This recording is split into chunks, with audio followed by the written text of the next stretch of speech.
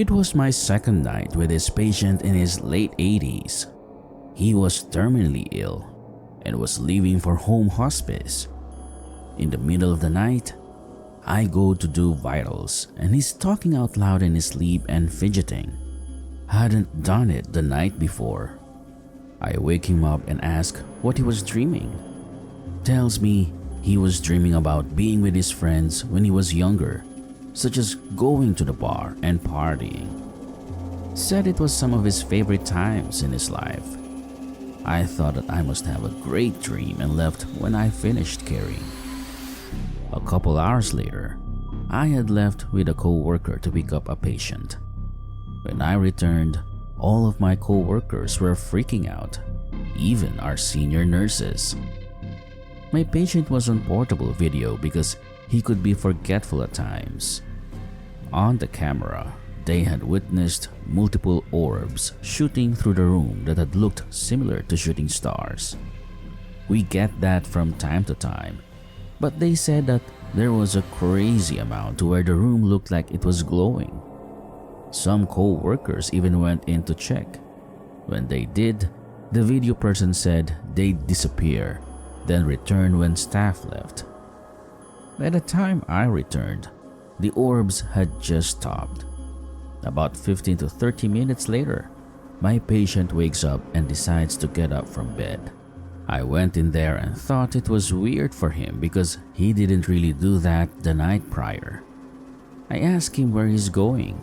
He points to an area behind me and says that his friends are here and want to play cards with him. My co-worker who was with me paled. I just said they should play cards when it was a little later and tuck him into bed. I thought that this whole situation was pretty wholesome. My co-workers thought I was nuts.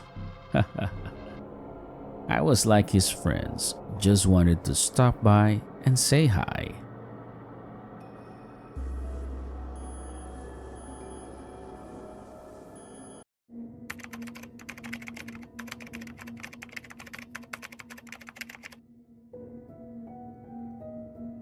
I'm a psychiatric nurse.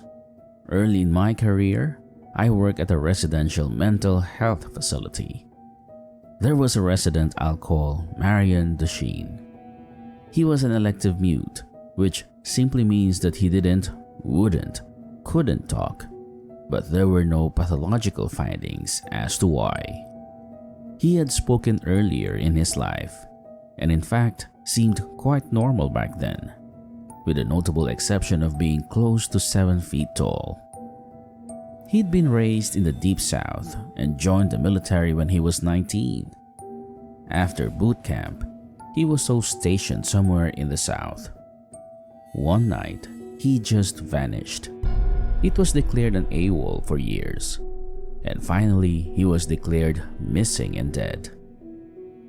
10 years later, a 7-foot-tall man walked into a VA hospital emergency room in my part of the Midwest and said to the receptionist, "My name is Marion Desheen, and I have been dead for 10 years.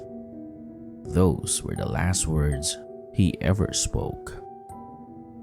He was covered with dust, and he was wearing the same clothes he'd been reported to be wearing the night he vanished. His social security number had not been used and he had no identification on his person. However, they were able to identify him, I guess via fingerprints. He was well fed and in good health, except for his refusal to speak. The family was notified, but they said they had already grieved their lost man and that whomever was claiming to be him simply could not be. They said he was a haint and a stand-in for their dead relative and demanded not to be contacted again. Marion paced all day every day. Not in a frantic way, but just lumbering up and down the halls and outside. He smiled all the time and would be moving his mouth in a way that indicated talking or muttering, but he was dead silent.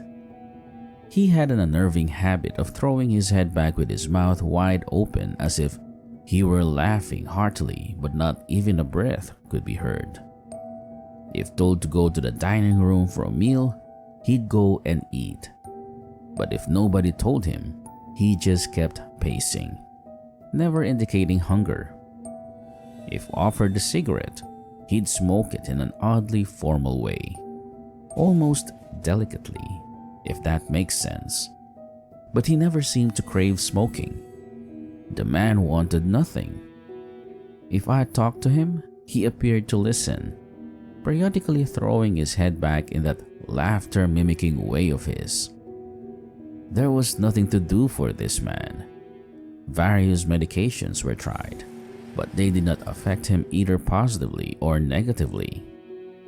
Occupational therapy did nothing because Marion would just grin, and unless told to stay put, he'd get up and start pacing again. On my last day at that job, on my way to something better, the last thing I saw was Marion pacing in the parking lot, throwing his head back to laugh. Later, I wondered if all along I'd been dealing with a ghost. All these years later, I still don't know.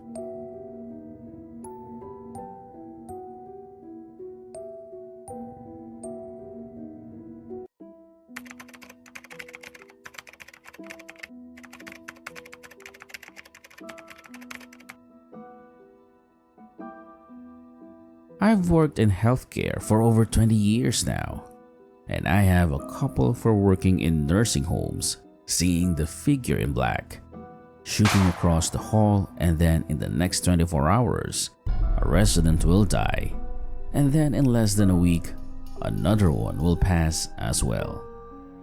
But my favorite story is this. I worked at a very small hospital, maybe 30 beds, that has been around for many years. In the basement is of course the old morgue, and there is one elevator that goes from the basement to the main floor outside the nurse's station.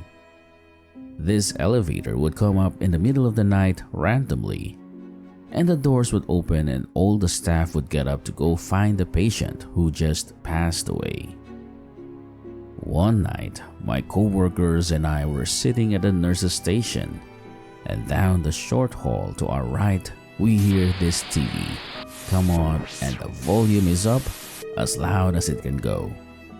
One of my CWs and I walked down said hall to find the TV to turn it down. There is one room down that hall that maintenance has the door closed and do not enter signs on the door. After looking in all the open rooms, there is no other room but the closed one to look in. We open the door.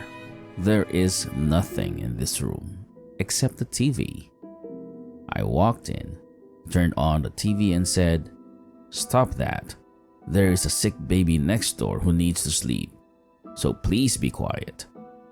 I walked out and closed the door with no further incidents with the TV.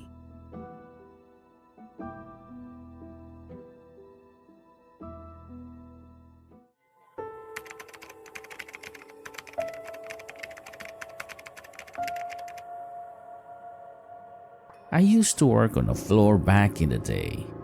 Had a patient who was being discharged the next morning, only on PRN pain meds, and hadn't had anything mind-altering all day. I go into his room at 3 a.m. and ask him why he can't sleep. He says, "I'm not hurting or anything, and don't get me wrong, I love kids, but why are you all letting children run around the unit so late?" I asked what he was talking about. He said, "The kids in the dinosaur and cowboy costumes." I said I hadn't seen them, but I'll let the other staff know to send these kids back to their parents. Thinking to myself, who the hell let them in here this late in the first place?